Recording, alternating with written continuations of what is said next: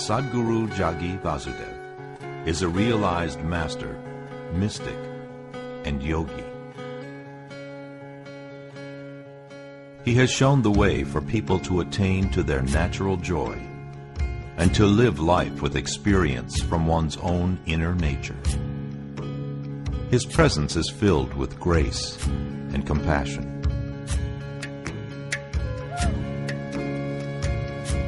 Sadhguru's scientific approach towards spirituality and work towards the upliftment of humanity have received accolades worldwide. The words that come from him in intensity and utmost clarity, from his deep understanding and wisdom, can change the very core of the being.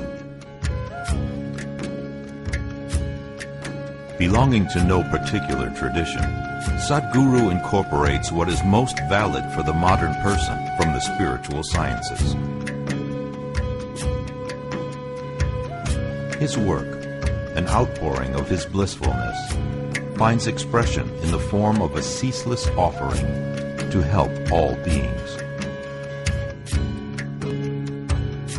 Available to all who are willing, Sadhguru's life is an invitation to the divine through individual transformation.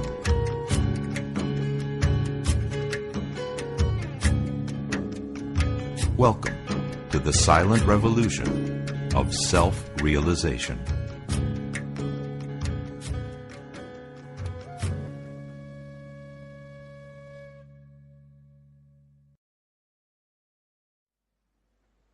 If we want to live well,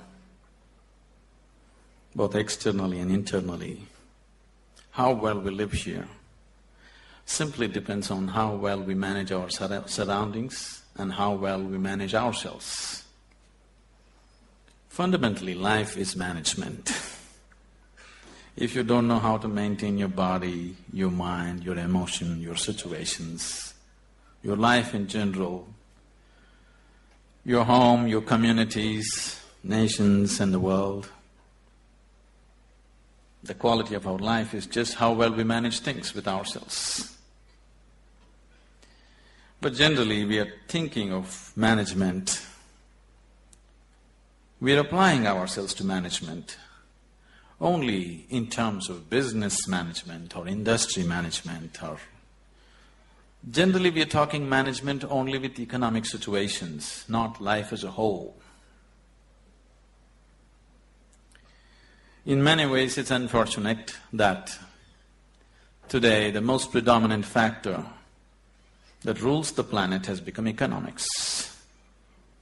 The other aspects of life have been totally pushed to the corner. When economics rules, when economics is the only thing that we are thinking about, we will tend to become very gross and unhappy in so many ways. What I see is,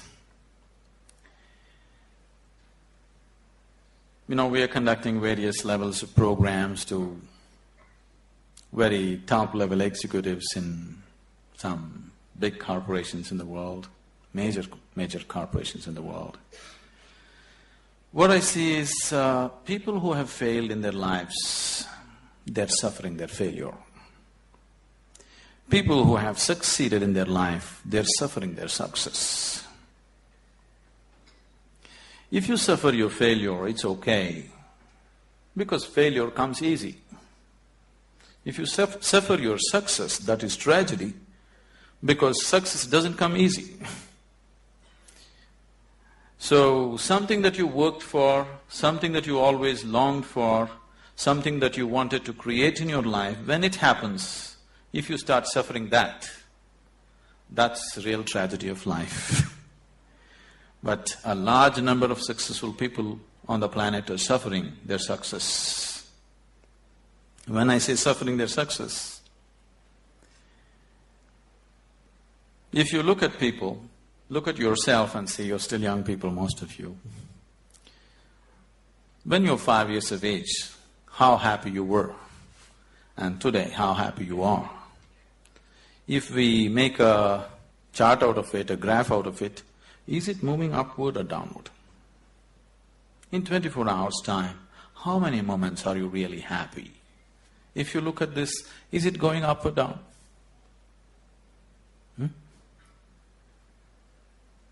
Is it going up or down?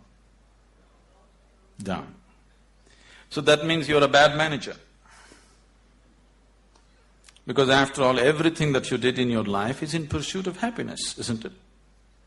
All that you're doing in your life, you're doing it because you believe that is your happiness. You educate yourself, you pursue careers, you build families, you run after your ambitions. So many things you do because somewhere you believe fulfilling those things will bring you happiness. After doing all that, if happiness is not multiplying, it is going down, that means you are a bad manager of yourself. Anybody who does not know how to manage his own body, his own mind, his own emotion and his energies, if he is managing outside situations, he is only managing them by accident, not by intent, the way he wants it. Because if you do not know how to manage your mind, how to manage your energies, how to manage your interiority, managing the outside is bound to be accidental. When you manage situations by accident, you exist as an accident. When you exist as an accident, you are a potential calamity. When you exist as a potential calamity, being anxious all the time becomes a natural part of life. Anywhere you go today, people are talking stress management. Especially a few years ago when I first went to United States, wherever I go, people were talking stress management. I could not understand why anybody wants to manage his stress. I can understand you want to manage your business, your finance, your family, your property, whatever, but why would you want to manage stress? It took me a while to understand these people have come to the conclusion that there is no other way to live. Somehow people have come to the conclusion that if you do things in the world, you're bound to be stressful. One is not stressful because of what they're doing. One is stressful because he's a bad manager of himself. He doesn't know how to manage his own systems. That is why he's stressful. It is not the nature of the job which makes one stressful. You ask a chaparasi, he is also stressful. You ask the top executive, he is also stressful. Everybody believes their job is stressful. No job is stressful. If you have no control over your own systems, you will be stressful. Whether you do something or you don't do anything, isn't it so? See, management means… fundamentally, management means we want to decide the course of our destiny. That's management, isn't it? We don't want to live here by accident. We want to take our lives where we want to go. That's management, isn't it so? If you're managing by accident, you are not a manager. Without you, things will run better. So once you say, I'm a manager, that means somewhere you have decided that you want to go in a particular way. You want to have a certain kind of situation, both inward and outward. So everybody is a manager in his own capacity, but in different levels and different types. Whether you manage a kitchen where you cook for 4 people, or you manage a large industry where 10,000 people work, fundamentally, if you want to have a good kitchen or a good industry, you must be a good manager of that situation, isn't it? So whether you're managing a little kitchen or a large industry, if you want to manage outside situations, generally you will have to manage material and people around you. If you have to manage 10 people or 10,000 people around you, you have to manage 10 minds or 10,000 minds around you. But if you have no management over your own mind, you managing 10,000 minds is going to be a disaster. In the process of doing something, if we are destroying human beings, which is happening right now, in the process of managing a situation, the man is broken, then this kind of management is no good, because after all, every management that we do is only for human well-being. If we are doing management for human well-being, in the process of doing something, in the process of managing situations, It is not only about producing something or making profit. Human beings should rise to their full potential. If we manage a situation properly, in simple process of working, you and the people who are working with you should be able to raise to their full potential. When I say rising to full potential, not just work potential, but as human beings, they must be able to rise to their full potential. If people work together, then people should be able to rise to the peak of their love, peace, compassion within themselves. If this doesn't happen, then it's bad management, because all management, the basic intent is human well-being. If that is not happening, you're just producing something, you're making little profit, but human beings are getting broken in the process, it doesn't mean anything. So if this kind of management has to happen, that just in managing a business, you find people around you raise to their peak, then you have to spend a certain amount of time in focusing on your inner management. If this doesn't happen, you will only manage situations by accident. A lot of people have understood management as a way of throwing their weight around. Can I tell you a joke? Are you okay? On a certain day, a lion was really feeling great within himself. He just was walking and a little rabbit was going, he caught him and roared at him, "Who is the king of the jungle?" The little rabbit, terrified, said, You, of course you." He let him go, swaggered around a little bit. Then he found a fox, caught him, "Who is the king of the jungle?" "Oh my lord, it's you, of course, nobody else but you." Then he swaggered around a little bit, caught a few more animals, everybody screamed out of fear, "You are the king of the jungle." Then he was in full swagger, like a manager. King of the jungle. Walked into a clearing in the jungle, there was a huge tusker standing. He went, stood in front of him and asked, "Who is the king of the jungle?" The tusker took his trunk, rolled him up, picked him up, twirled him around, smashed him to the ground.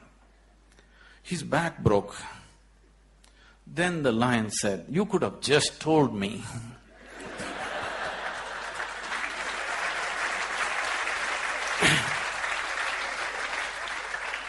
But the tusker said, "You see, I had to make my point." So, a lot of people generally are thinking management means just throwing their weight around.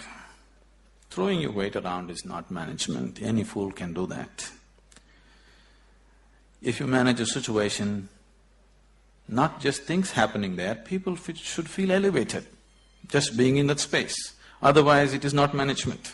Above all, if you go to your place and you manage a situation, you must feel wonderful being there.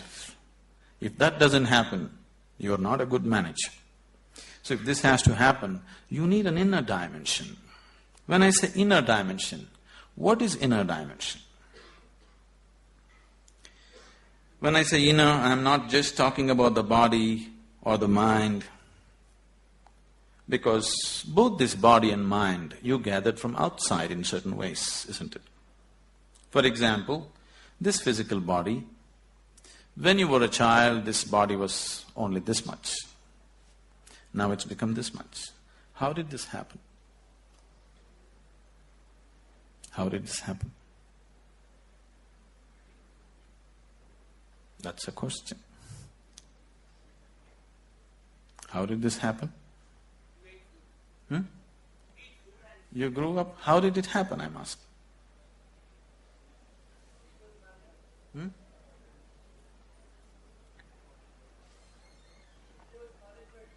I'm sorry? How did it happen? How did all this body happen? Food that you ate, isn't it? What you call as my body is actually a heap of food that you gathered. What you call as food is just a piece of earth that you convert it into food and make it into body, isn't it? So this body is just a heap of food that you gathered over a period of time. What you call as my mind is a heap of impressions that you gathered from outside. Now you have a heap of food and a heap of impressions.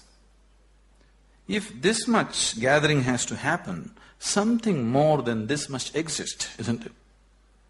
If you are capable of gathering such a large body and so much mind, there must be something more fundamental than this. But that never comes into your experience.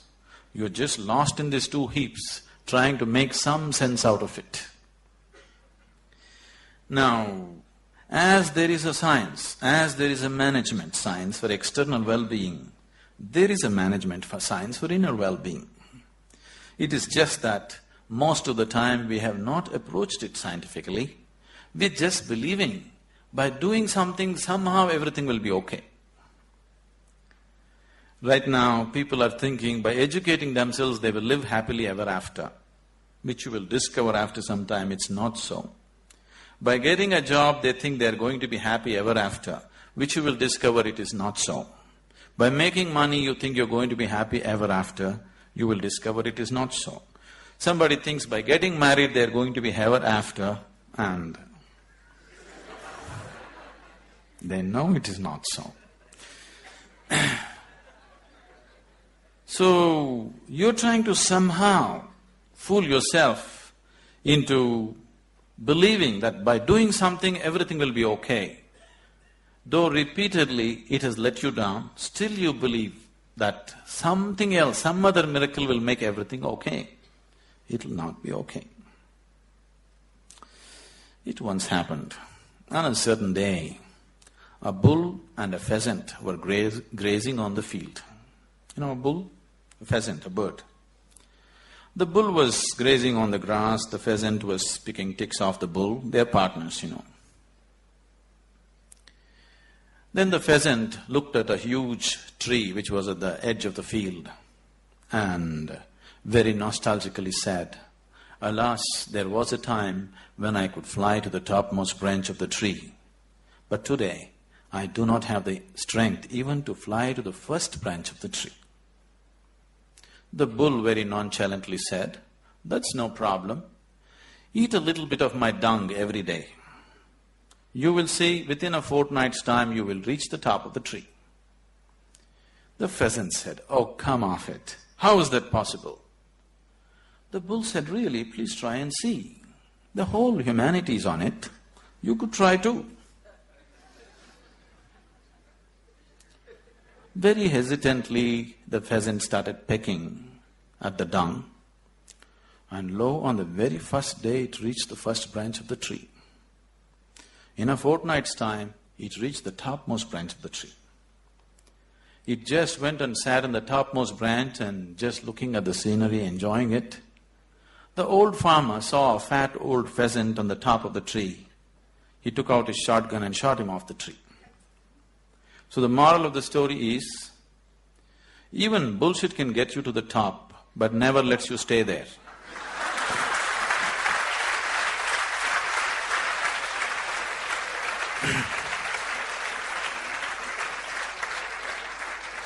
So, if you are seeking a life of fulfillment, if you are seeking a life of joy and peace and well-being within yourself, don't try to bull yourself in some way.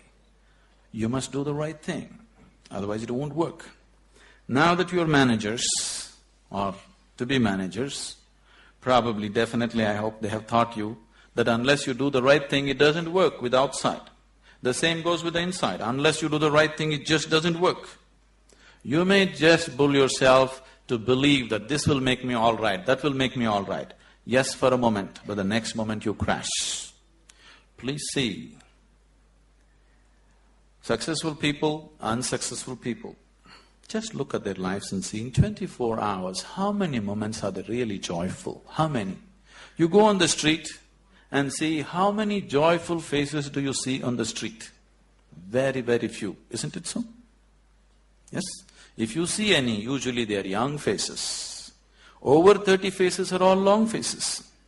What's happened to them? For most of them, their lives have worked out far better than they ever imagined. If you look at yourself as a generation, never before another generation of people have been this comfortable and this well physically as you are right now, isn't it? Isn't it so? We are the most comfortable generation. No other generation has known these kind of comforts and conveniences. But still, are we any happier than what people were? This is simply because we did not do inner management. We just did external management, no inner management. In the process of creating what we want, the very source of our life, this planet, we are just destroying, isn't it? In pursuit of our happiness, we are just making a bonfire out of this planet. But still we are not satisfied, nor are we any more joyful than what we were 500 years ago as people were, isn't it? So somewhere we have neglected the interiority. So to turn inward, what is needed? One reason why most young people here have never made any effort to turn inward is because today, any thinking person, the moment he can read ABC, speak English, and he has extra alphabets next to his name, he develops an allergy towards anything spiritual. This is not your fault. These so-called spiritual people have made such jokers out of themselves. They have presented spirituality in such terrible ways, ridiculous ways, that anybody who has any sense doesn't want to go anywhere near it. See, a spirituality means to know something which is beyond the physical. Right now, if you exist as a physical entity, as a body, as a mind, because both these things are accumulations from outside, whatever happens outside will happen inside. If what happens outside begins to happen within you all the time, then you being peaceful and happy is always accidental. Because it doesn't matter who you are, how powerful you are, how great a manager you are, external situations will never be 100% in your control. That's the nature of the life. Even if you're just two people in the family, still you don't have absolute control over the situation, isn't it so? As the scope and play of your life increases, you have less and less control over the situations in which you live. That's the reality of life. So if whatever is happening outside is happening within you, you being peaceful and happy in your life is a faraway thing. It's never going to happen. Only when a person begins to experience a dimension beyond the physical within himself, then he can play with the physical world whichever way he wants. He can do the best that he can do with the outside world, but the interiority is undisturbed, always the way you want it. The outside world will not happen the way we want it 100%. At least the inner world should happen the way we want it, isn't it so? Isn't it so?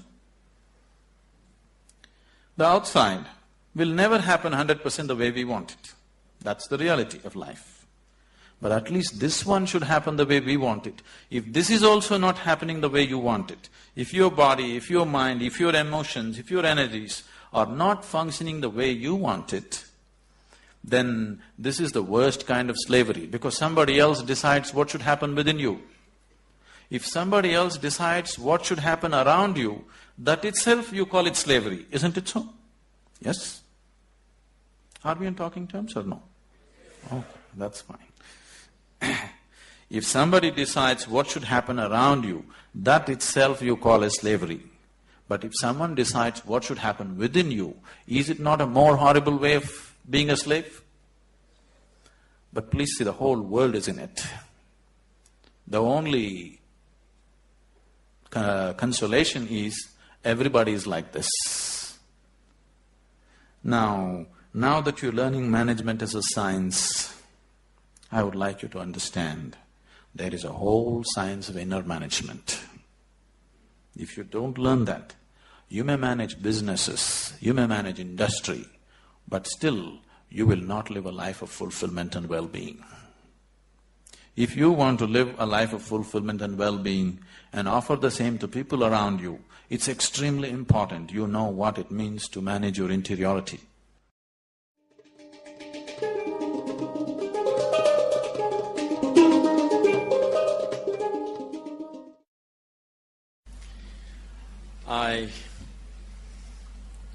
I really don't know how you feel today going out of probably the last step of your education, or at least one step of your education, a major step of your education. Because when I studied in the university, I did not go to my convocation.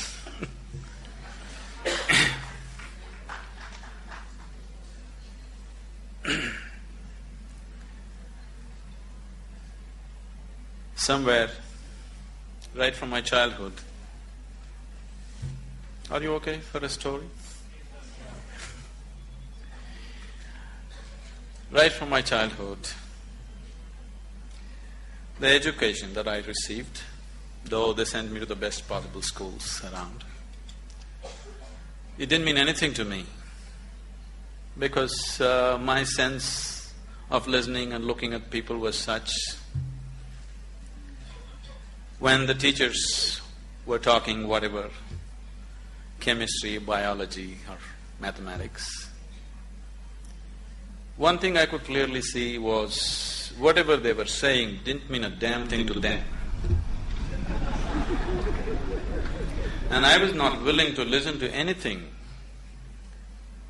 from somebody who is talking something which doesn't mean anything to him. So, I always looked at the teacher. If he put his heart into it, I'm willing to be there. Otherwise, I'm out.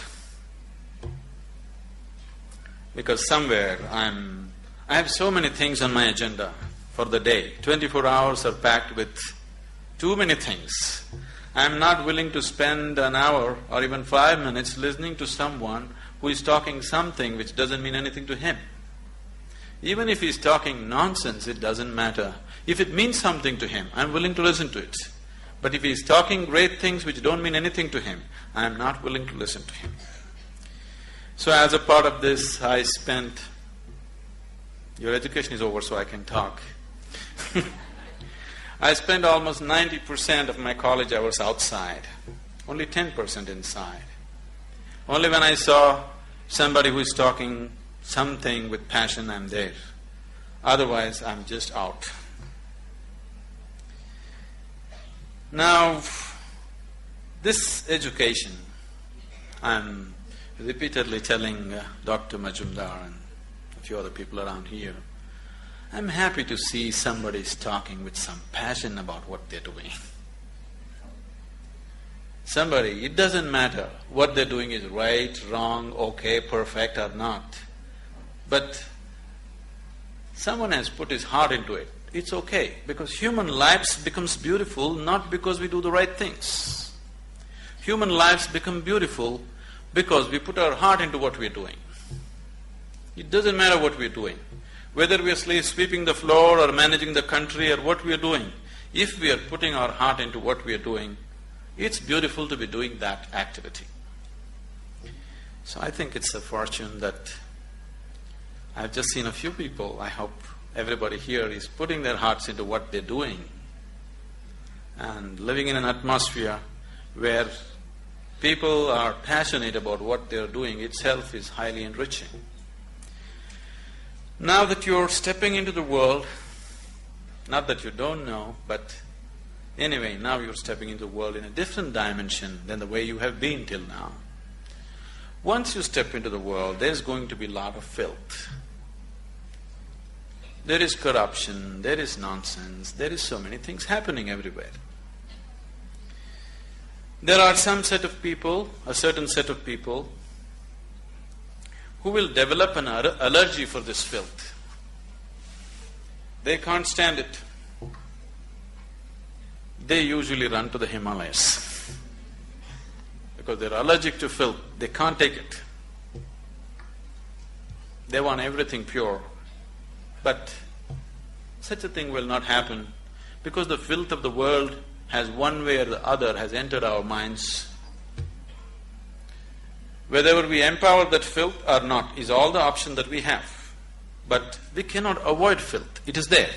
All the nonsense that can happen in the world, you know in your head, isn't it? So one set of people develop allergy and try to run away, which they can never do, really. Another set of people, a large segment of people, unfortunately, have come to their own kind of philosophies. Anyway, world is full of filth. Let me also become filth. So they have joined that, they have merged into the filth. What we call as filth can also be great manure, Indian spirituality has always used lotus as a symbolism. A lotus flower has always been the main symbolism for Indian spirituality. Why a lotus flower is?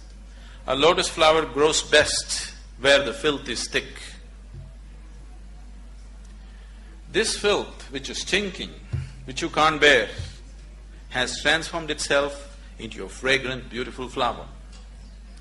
This option also is with us every moment of our life. If the atmospheres that we live in make us, we cannot call ourselves managers. If we make the atmospheres that we live in, only then we can call ourselves managers. Being a manager means that we are going to create whatever we see as the most beautiful thing to happen right now. Allowing situations to create you is not management at all.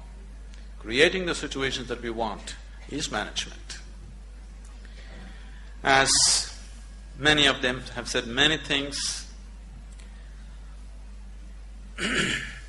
this process of education, there is a certain exhilaration now that education is over, you're stepping into a new dimension of life, the excitement, and it's always beautiful to step into something new that you believe is going to be wonderful.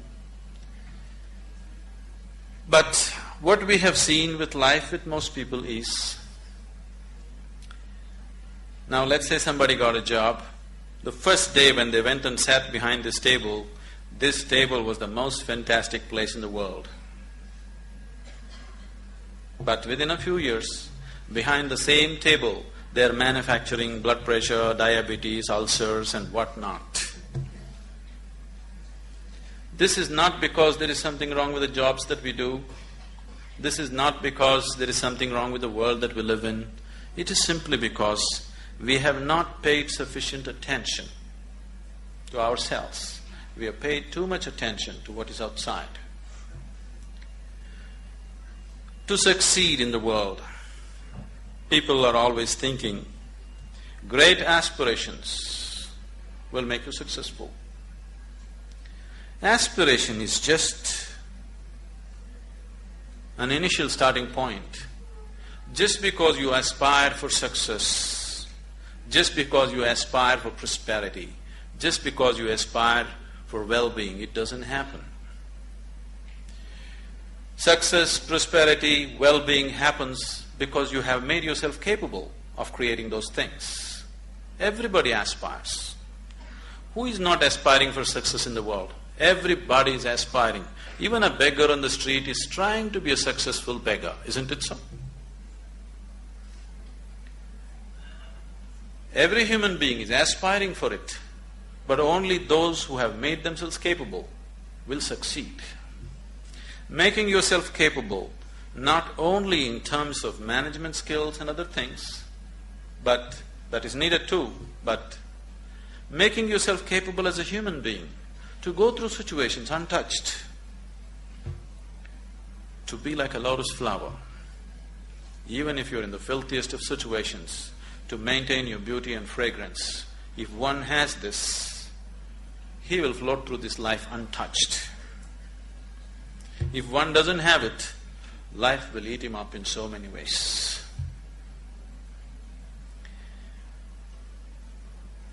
It's my wish and my blessing that this new set of managers will manage this world, this country, this community, and the business and commerce, which is part of our existence today in the world, in a much better way than the previous generations of people have done. Because externally we are better equipped than ever before. If we make a little effort, it's a fortune that an institution has made an effort to equip you internally to whatever extent it was possible for them. If you equip yourself for internal management also, I'm sure that this group of people and many more who will pass out of this institution should definitely manage this world, this nation and the communities much, much better than the way it's been done till now. When it comes to management, there's no such thing as perfect management. It is just that if people give themselves absolutely to what they're doing, things will happen. Right now, the Isha Foundation, Dr. Karthikeyan, after seeing what's happening there, that's how he's been into this. It is run by all young people, the whole foundation. We have hundreds of centers in India and outside the country. Everything is managed by very young people. People who have been with us for 14, 15 years, they are just in their early 30s now. Very, very young people. No senior people, no experienced people, just young people, raw hands. I took this as a challenge to make it happen through them, not using any kind of experience. I'm not against experience, I'm not against that, but I wanted to make a statement that incredible things can be done, not because we know how to do it. Incredible things can be done simply because we are committed that we want it to happen, that's all. Today, this has grown into a voluntary organization with over 200,000 active volunteers around the world. And we have taken enormous projects of social significance. All these things are handled by volunteers. They're not paid for it. They spend from their own pockets and do things. And you need to understand, managing these people, managing volunteers is much more difficult than managing paid employees, because you can't fire them. You can never fire them for inefficiency or indiscipline or whatever, because they're there on a voluntary basis. So people who manage these situations, very young people without any qualifications, they are such fantastic managers of people. The way they manage the situations, the way they conduct thousands of people has set such a exemplary example in the community there. I would take this opportunity someday that when it's possible you visit Isha Yoga Center as to how things are managed, so simply, because management doesn't come. I know you need to learn about finance, this, that, banking and those kind of things, but fundamentally management is your ability to be capable of inspiring people to do their best. And that's all we can do. If everybody around us are doing their best, that's the best possible management that can happen. So this is not going to come with manipulation, this is only going to come with dedication, this is only going to come with love, this is only going to come because you are willing to give yourself 100% to the person who is next to you at that moment. Oh, is all this possible? Is it not all utopian? You think this is the reality in the corporate sector? I'm telling you, we are working in the prisons, we are working in rural areas, we are working with major corporations in the world. It doesn't matter what kind of person you meet. If you just learn to touch the core of his humanity, then you see every human being is willing to do his best for you, always. If you just learn how to touch the very core of a human being who is around you right now, you will see everybody is willing to lay their lives down for you. Only if people around you love you and they want to do the best for you, you will not get ulcers doing management. If people around you are trying to pull you down, you will anyway get ulcers trying to manage situations. Isn't it so? If you do not create the people who truly love us and wanting to give their best, then management is going to be a pain. Management is going to be a huge suffering. Only when people around us really want to do the best for you, only then management can happen wonderfully. It's my wish and my blessing that all of you turn out as truly great managers of yourself and the world around you.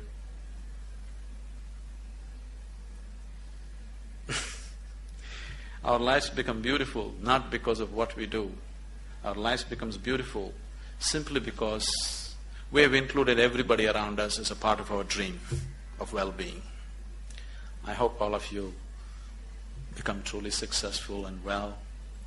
In whatever way, with inner technologies, if you need any help, we are always available to you. It's been a joy to be here in this institution. I've been to any number of colleges. People are the same, but creating an institution with some sense of commitment for inner well-being in today's world is… I'm too happy. Thank you.